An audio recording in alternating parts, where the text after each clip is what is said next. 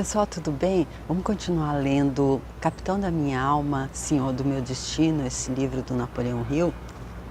O Napoleão Hill, ele é aquela pessoa que ele é autor também do livro Pense em Riqueza e do livro Mais Esperto que o Diabo. Pelo menos esses dois eu fiz uma série. Ele tem outros livros também, mas ele ficou muito conhecido pelo livro Pense em Riqueza, que se tornou realmente, acredito, o grande best-seller dos livros dele.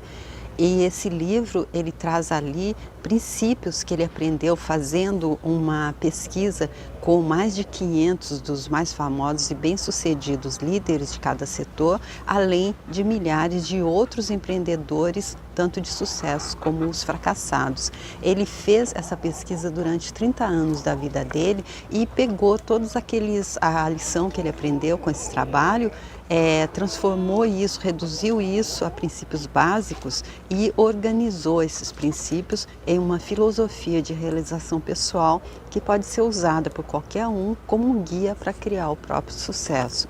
E nos ensinos do Napoleão, lá no livro Pense em Riqueza, no Mais Esperto que o Diabo, e nesse agora, Capitão da Minha Alma, Senhor do Meu Destino, a gente vê que ele baseia que o trabalho dele, que o que ele descobriu fazendo esse trabalho foi que tudo começa no mental. Foi que a nossa realidade somos nós que criamos através dos nossos pensamentos.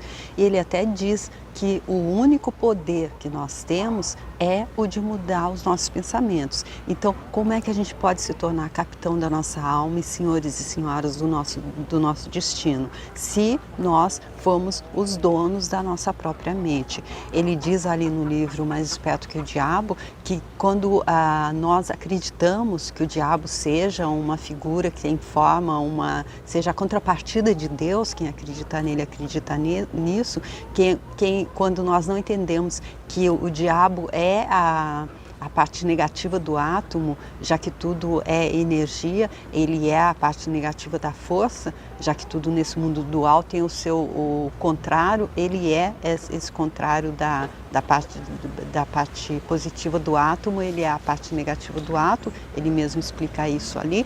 Então, ele explica que nesse caso, para que nós possamos então sermos os senhores do nosso destino, a gente tem que ser o comandante da nossa mente, porque ali nesse livro ele disse que nós alienamos a nossa mente ao que nós acreditamos ser o diabo, quando nós entregamos a chave da nossa mente a ele. Quem entrega essa chave é o medo. E aí então, como é que a gente faz para se tornar o dono da nossa própria mente? Eu acredito que ele se influenciou, que ele se inspirou no título Capitão da Minha Alma, Senhor do Meu Destino, por causa desse poema Invictus do William Ernest Henley, que termina: não importa quão estreito o portão, quão carregada de punições a lista, sou senhor do meu destino, sou capitão da minha alma. Então, como é que a gente se torna os donos da nossa própria mente? Quando nós entendemos que todas as adversidades, que elas, como ele diz sempre, trazem uma semente de êxito e que todos os fracassos são preparação para a vitória. Ele disse que é importante a gente aprender a conviver com fracassos também, sabendo que ele não é para a gente jogar a toalha e desistir. Ele dá o exemplo de Thomas Edison, que marcou o nome dele na história, trazendo tantos benefícios para a humanidade, que tentou e fracassou mais de 10.000 vezes, de acordo com ele. Essa informação está nesse livro. E aí, nesse livro também, ele traz então os conceitos da visão criativa, do pensamento organizado e da atenção controlada, e ensina como cultivar essas qualidades e explica a importância delas para a conquista do sucesso. É dessa forma, então, que ele vai nos explicar como sermos os donos da nossa mente aqui nesse livro. E aqui nesse capítulo, o segundo capítulo, ele está falando do pensamento, especificamente do pensamento organizado. E aí, então, ele está falando aqui exatamente no vídeo anterior, nós terminamos quando ele diz que o pensamento organizado, ele deve ser usado em prol do todo. Ele deve ser usado também, todos esses conceitos que ele está passando, eles formam como se fosse um combo. Nós temos que ir usando todos juntos, atrelados à vontade, a força de vontade, que ele diz que é a chefe de todos os departamentos da mente, a autodisciplina, a persistência, para que a gente possa alcançar esse sucesso. Porém, ele disse que se a pessoa buscar, então está usando esses ensinamentos que ele está trazendo aqui, está usando o pensamento organizado em detrimento de outra pessoa, então com certeza ela não vai conseguir nenhum êxito com isso. Ele diz, no último vídeo ele termina dizendo: não se preocupe com o homem que pode usar o poder da mente em detrimento de outras pessoas, porque ele determinou o próprio destino pela natureza dos feitos dele. Ou seja, se tudo que a gente faz, envia para o outro, volta para a gente, então se nós estamos usando esses ensinamentos que ele está trazendo, essa filosofia do sucesso, para prejudicar alguém, não pensando no todo, como ele disse, a regra de ouro é estar pensando no todo e estar fazendo o nosso melhor, estar fazendo esforço extra. Se nós não estamos agindo dessa forma, então nós já estamos plantando para nós mesmos colher, porque ele diz aqui também, e ali o livro Kybalion, que fala da filosofia hermética, traz as 7 leis, entre elas a lei da causa e efeito, aquilo que a gente envia à volta, aquilo que a gente planta, a gente colhe. Então vamos ver como é que ele continua aqui, essa conversa que o Napoleão Hill está tendo com o Andrew Carnegie, que foi aquele magnata do aço, aquele homem multimilionário que o induziu a fazer essa pesquisa, a fazer esse trabalho. E essa conversa aqui está em forma de entrevista, vamos ver a continuação. Concordo com o que disse, mas os homens sábios são bem poucos. O mundo parece ser povoado por muitos que não conhecem as vantagens de se relacionar com os outros de forma prestativa, ou simplesmente negligenciam essa necessidade, convencidos, sem dúvida, de que são espertos o bastante para criar as próprias regras da vida e viver de acordo com elas. Então, realmente, aquele falando de pessoas que não reconhecem as vantagens de se relacionar com os outros de forma prestativa, talvez por estarem convencidos, de acordo com ele, que são espertos o bastante para criar as próprias regras. Ou seja, talvez quando nós não entendemos que, apesar de estarmos numa realidade relativa, aqui nada é absoluto, tirando as leis que nos regem. As leis que nos regem e a centelha divina que nos anima, essa é absoluta. Estas leis são absolutas, como por exemplo a lei da causa e efeito, onde está incutida a lei da gravidade.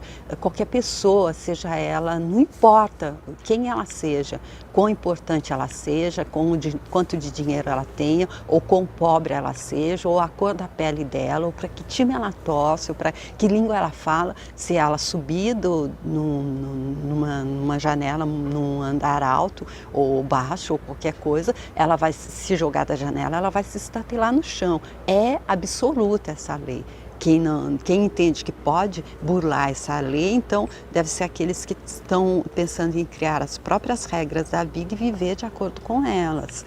E eu já ouvi também do professor Hélio Couto ele dizer que quem anda na contramão acaba, sem dúvida, batendo de frente com alguma coisa algum dia. O que se deve fazer com ou por essas pessoas? Elas não deveriam ser ensinadas ou obrigadas a se conformar com as regras do relacionamento decente entre humanos? Então, aqui ele perguntando para o Andrew Carnegie, e ele não está falando das leis naturais, das leis que são. Fui eu que dei esse exemplo. Sim, elas são forçadas a se conformar até certo ponto. Praticamente toda a lei existente criada pelo homem é evidência do reconhecimento da necessidade de meios de restrição. Então vamos entender aqui. Ele diz, o Napoleão pergunta se elas não seriam forçadas ou obrigadas a se conformar com as regras do relacionamento decente. Ele disse sim, até certo ponto. Porque toda a lei existente criada pelo homem é evidência do reconhecimento da necessidade de meios de restrição. Assim, toda a lei existente. Então, quer dizer, as leis nossas que regem a nossa realidade dual, a nossa realidade relativa, criadas pelo homem, pela humanidade, por exemplo, as leis de trânsito, elas estão, então, é um reconhecimento da necessidade dos meios de restrição. Se não tivesse a lei que diz que todo mundo tem que andar à direita, alguma coisa assim, seria bem mais caótico, não é, o trânsito. Mas força não é suficiente para dar aos homens uma compreensão das leis da natureza. Ou seja, aquele dizendo que não adianta nada forçar, não adianta tentar enfiar a goela abaixo, porque aí é que não dá certo mesmo. Também é preciso educá-los. Por isso, você foi escolhido para organizar a filosofia da realização americana. Nessa filosofia, você tem os motivos e os incentivos necessários na forma de promessa de benefícios individuais para influenciar pessoas a aplicarem a filosofia de forma voluntária e por sua livre vontade.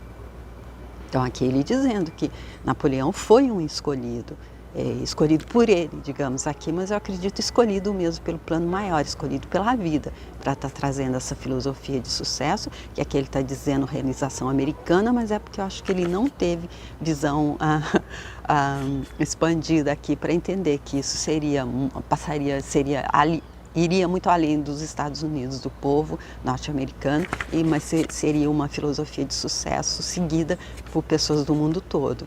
Então, ele dizendo que ele foi então escolhido para influenciar pessoas a aplicarem essa filosofia de forma voluntária e por livre vontade. Ou seja, como eu já disse, nem essa filosofia dele, se a pessoa ainda não estiver pronta, não tiver decidido de dentro para fora que ela vai tentar assimilar, que ela vai estudar, assimilar e colocar em prática, não adianta dizer, olha, dessa forma, pega, é um manual de instrução, é um guia, como ele está dizendo, você vai sair da falta de escassez em todos os setores e vai passar para a abundância e para a prosperidade, é isso que ele diz nas páginas desse livro. Mas se a pessoa não estiver ela mesma determinada a fazer o que se requer, não adianta forçar.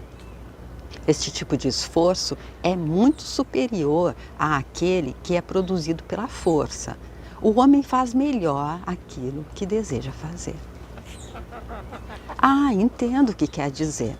É melhor ensinar uma pessoa a se adaptar às regras do relacionamento humano, que são benéficas também a outras, além dela mesma, do que forçá-la a isso. É essa a ideia?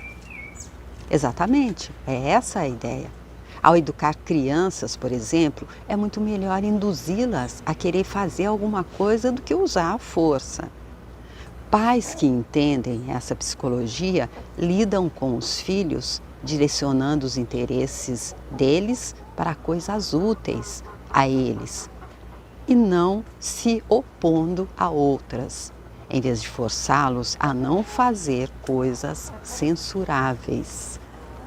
E eu até ouvi de uma pessoa que criança não entende o não. Ele deu até um exemplo, ele disse que ele estava vendo as crianças pegavam os pedregulhos e ficavam jogando no carro. Aí ele disse que sabendo disso, ele disse, meu Deus, como eu vou falar para elas? Não joguem pedra no carro.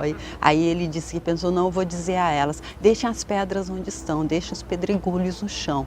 E aí elas entenderam. Como eu também já ouvi dizer que a própria mente também não entende o não é? E também os tempos, que a gente sempre, quando vai fazer afirmações, nós devemos fazê-las no presente e no afirmativo. De certa forma, os adultos são só crianças pequenas.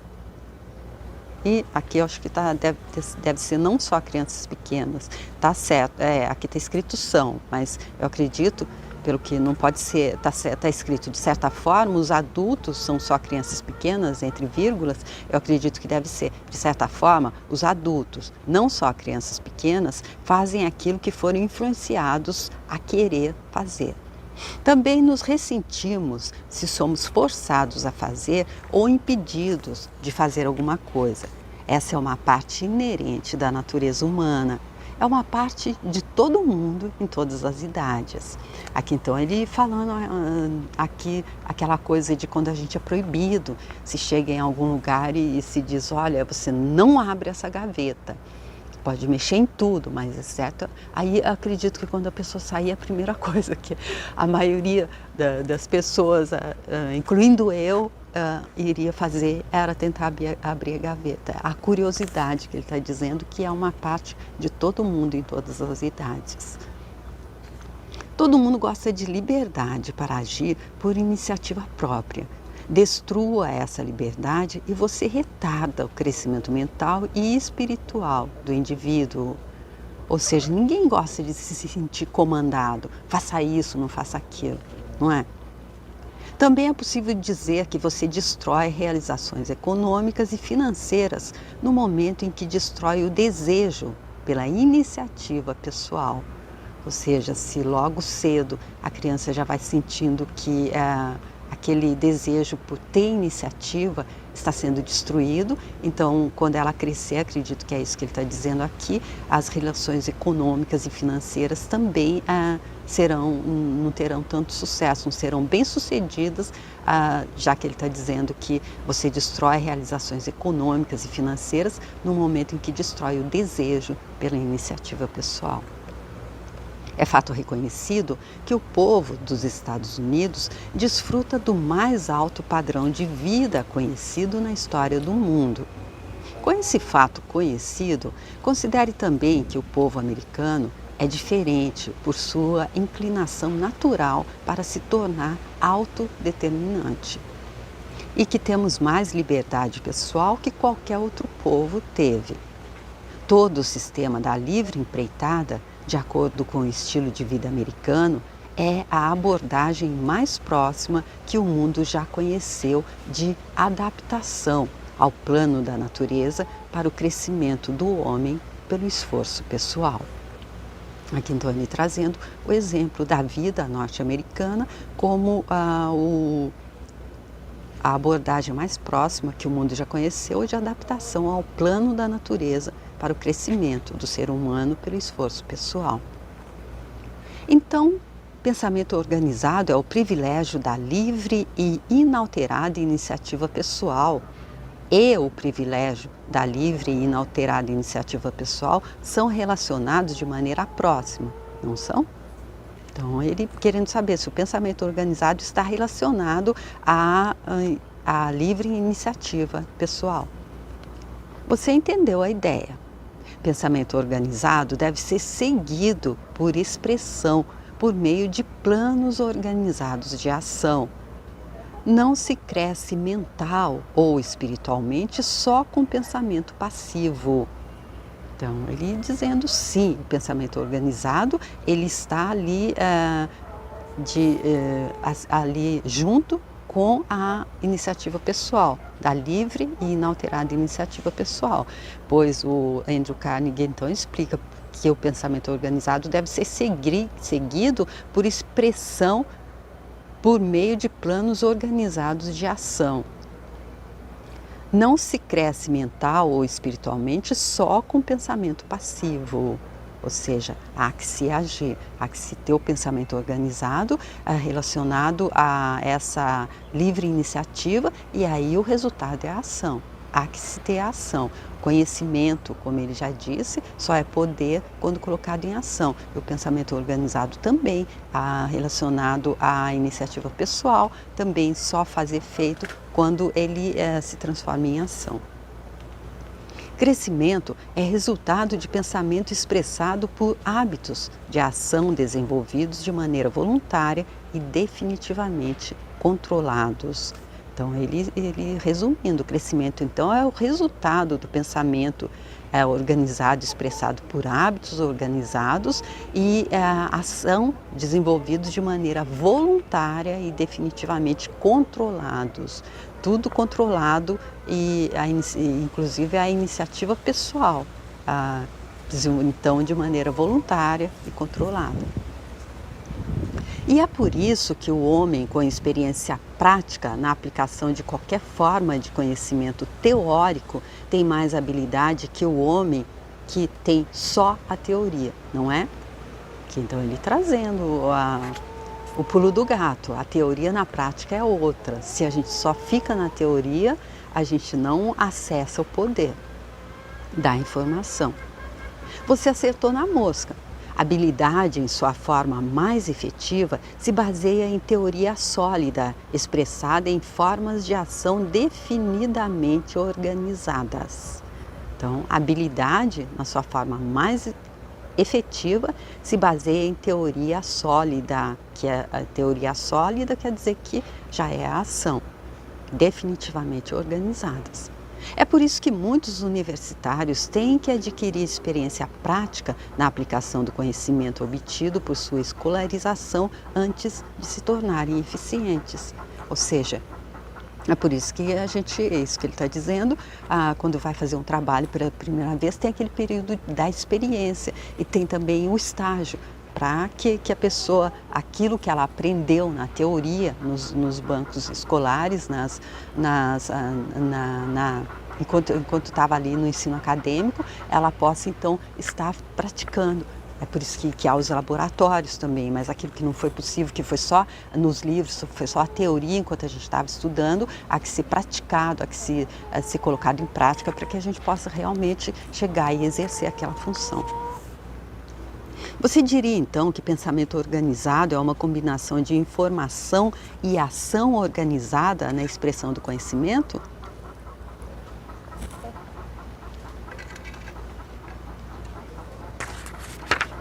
Diria exatamente isso, concordo, Carnegie. Conhecimento não tem valor nenhum a menos e até que seja expresso em termos de ação organizada. Isso explica porque o homem só tem o aprendizado de livro raramente, porque o homem que só tem o aprendizado de livro raramente é prático na aplicação do conhecimento obtido apenas pelos livros. Então, ele explicando de novo aquilo que eu acabei de dizer. O conhecimento, ele só é poder quando ele é transformado em ação. E ele dizendo que isso explica porque é o homem a pessoa que só tem o aprendizado do livro, só leu aqui e aprendeu essa parte teórica, ele raramente é prático na aplicação do conhecimento obtido apenas pelos livros. Ou seja, ele não foi ali testar, ele não foi ali colocar em ação para ver como é que esse conhecimento teórico seria então na prática. Mas o aprendizado dos livros é útil, não é? Sim, o aprendizado dos livros é essencial como base para a educação, mas lembre-se que é só uma base. Uma pessoa educada é alguém que desenvolveu de tal forma a mente, por meio de uma combinação de conhecimento e de expressão desse conhecimento, que pode reformular qualquer conjunto de circunstâncias para atender aos requisitos dos seus desejos. Então, vamos desmembrar isso aqui, vamos entender por partes. Então, ele está dizendo, o Napoleão Hill diz, o aprendizado dos livros é útil. Ele diz sim, claro que o aprendizado dos livros é útil. Porém, uma pessoa educada, mas lembre-se que é só uma base, porque a pessoa é essencial como base para a educação, mas é só uma base. A pessoa educada é alguém que desenvolveu de tal forma a mente por meio de uma combinação de conhecimento e da expressão desse conhecimento, que pode reformular qualquer conjunto de circunstâncias para atender aos requisitos dos desejos dela. Ou seja, pelo que eu entendi, a pessoa, então, o livro, a teoria passada, o conhecimento passado através do livro é a base da educação. Porém, a pessoa que já então ela tá com essa educação completa, ela então vai conseguir combinar esse conhecimento e a expressão desse conhecimento para reformular qualquer conjunto de circunstâncias que apareça, então para atender os requisitos dos desejos dela. Esse tipo de habilidade consiste em teoria e prática, majoritariamente na última, ou seja, teoria se transformando na prática, é isso que ele está dizendo. A pessoa que entendeu isso, que consegue pegar o conceito que ele está passando, os conceitos que ele está passando nesse livro, o conhecimento que ele está passando aqui e transformar, colocar na prática para transformar a própria vida, para ajudar na transformação da vida do entorno, essa pessoa então ela se apoderou, ela tem poder, ela transformou uma teoria, ela realmente agiu, então, como ele diz, acessou o poder. Um homem pode ler todos os livros que já forem escritos sobre engenharia, mas não seria capaz de desempenhar uma planta e construir uma ponte sem antes combinar esse conhecimento teórico à experiência prática. É claro que ele poderia construir uma ponte somente com a teoria, mas não haveria nenhuma garantia de que ela se sustentaria sob qualquer peso dado. Engenheiros com prática sabem precisamente quanto peso uma ponte vai sustentar e sabem como supervisionar a construção dessa ponte para que seja confiável. Então, ele trazendo então um exemplo claro de um engenheiro que tem a teoria de como construir uma ponte, mas essa ponte não seria confiável se ele antes disso não passasse essa teoria na prática em uma forma de laboratório, ainda antes de estar realmente construindo a ponte para colocá-la em uso.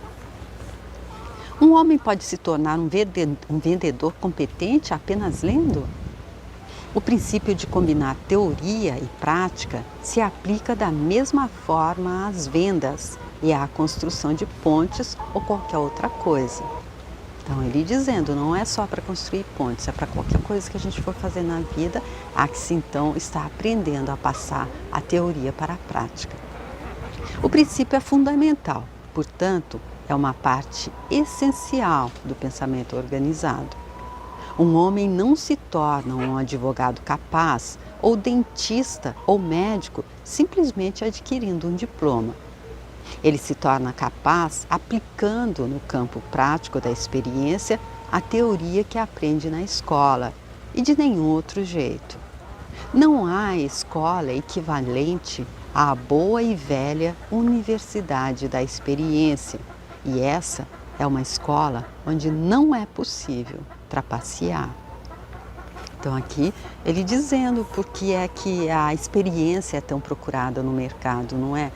Procuro alguém para fazer tal coisa, mas com uma quantidade de tempo de experiência.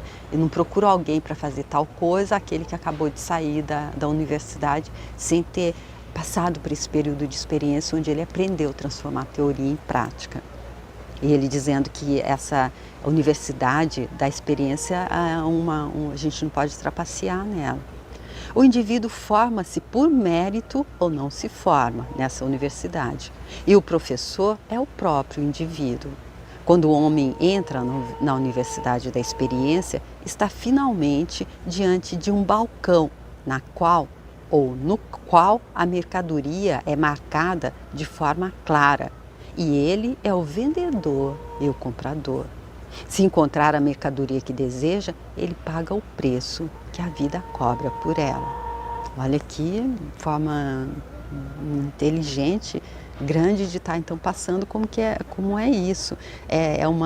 Nessa universidade da experiência, a gente não pode trapacear porque somos nós com a gente mesmo. Quando a pessoa entra na universidade da experiência, ela está finalmente diante de um balcão no qual a mercadoria é marcada de forma clara. A mercadoria que ele está buscando é a experiência. E ele é o vendedor e o comprador. É o mesmo que vai vender, o mesmo que vai comprar, só está ele ali nessa universidade da experiência. Ou ele aprende ou ele trapaceia contra ele próprio. Se encontrar a mercadoria que deseja, o aprendizado na prática daquilo que ele foi buscar, que ele já tem teoria, ele paga o preço que a vida cobra por ela. Ou seja, aí ele vai então, eu acredito, essa última frase aqui, eu não sei, não ficou muito clara para mim. Se encontrar a mercadoria que deseja, então se ele encontrar a experiência na prática, se ele encontrar se ele adquirir esse conhecimento, ele paga o preço que a vida cobra por ela, que a vida cobra por essa experiência. Então, assim, ele paga então o preço, ele já pode então sair com o poder, porque ele pagou, ele fez o que se requeria. Acredito que seja isso. Tá bom, gente? Eu fico por aqui nesse vídeo, ainda no segundo capítulo, que fala sobre pensamento organizado, onde agora então é o Andrew Carnegie que está trazendo as opiniões dele sobre o pensamento organizado, e aqui ele falando, discorrendo bastante sobre o quão é importante adquirir o conhecimento, assimilar esse conhecimento, porém ele ainda é teoria enquanto a gente está lendo aqui. Depois a gente nós temos que passá-lo para a prática, se a gente quiser que esses conhecimentos que ele está trazendo aqui, que ele diz que com certeza domine sua mente, pense de modo criativo, organizado e atento, e suas ações o levarão à vitória. Ou seja, ele está trazendo a teoria de como dominar a mente, pensar de modo criativo, organizado e atento, porém são nossas ações que nos levarão à vitória. Ele está apresentando a teoria, mas é a prática que vai nos dar poder de transformar a nossa vida, de sermos capitães da nossa alma e senhores do nosso destino, para que assim então a gente possa estar atualizando na nossa realidade a vida que já está manifestada, a vida que Deus está sonhando para cada um de nós. Eu agradeço muito você que tem acompanhado a leitura desse livro.